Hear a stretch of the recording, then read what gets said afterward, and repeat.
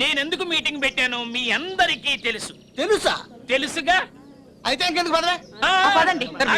పెట్టారు చెప్పండి సార్, లేకపోతే వెళ్ళిపోతారు. కూర్చోండి. శివరాసన్ గారు, పెట్టాలనుకున్నది మీరందరూ అయితే మళ్ళీ మళ్ళీ చెప్పేందుకు ఏముంటుంది చెప్పండి. అదిగో మళ్ళీ ఏంటి మేము పెట్టాలనుకుంటే సార్ కి సెంటర్ లో అన్నిటికీ తొందర ఆగు. ఈ కాలనీ సిటీలోనే నెంబర్ 1 కావడానికి కారణం ఎవరు? ఇంకెవరు?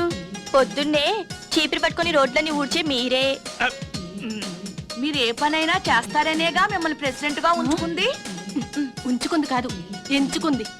ఓకే, ఈ కాలనీలో అందరికంటే ఎక్కువ ఫాలోయింగ్ ఉన్నది ఎవరికి? యుఎస్ఏ ఆంటీకి. లేడీస్ కాదు, జెంట్స్ కి. జెంట్స్ కి.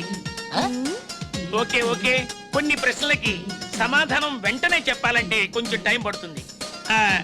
ఈ కాలనీలో ఎవరంటే అందరికీ భయం? ఆ సంగతి మాకి తెలియదు గాని నీతి పెళ్ళామంటే మీకి భయమని మాకి తెలుసు. చూడు ప్రెసిడెంట్, మీటింగ్ మ్యాటర్ ఏంటో డైరెక్ట్ గా చెప్పు. అవును చెప్పండి. మీరందరూ కలిసి నా సేవలకు మెచ్చి నా ఇన్వాల్వ్మెంట్ కు మురిసిపోయి నా చరిత్ర తెలిసి నా శిలా విగ్రహం పెట్టించాలనుకుంటున్నారంటగా.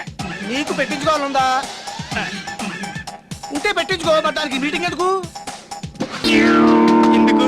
చందా ఏదో మీ అందరి దయ. ఇల్లు తిరిగి అడుక్కుంటే బాగుంటుంది కదా ప్రెసిడెంట్ గారు. పోలేవే, మన కాలనీ ఎలాగో దిష్టిబొమ్మ లేదు కదా.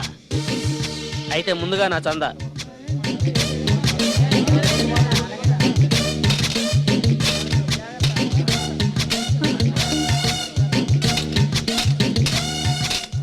శివరాసన్ గారు, అందరూ తలా ఒక చేశారు. మరి మీరు కూడా ఫ్యూచర్ లో శిలా విగ్రహం మీద కాకులు ఎట్లా వేస్తే నేనే స్వయంగా అడుగుతానులే. అదే నా సందా.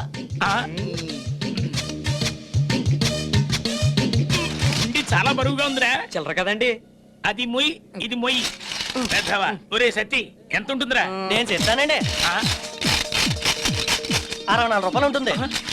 ఏంటి సార్, పావు గంట సేపు మీటింగ్ పెట్టి అడుక్కుంటే వచ్చే ముష్టి 64 రూపాయల.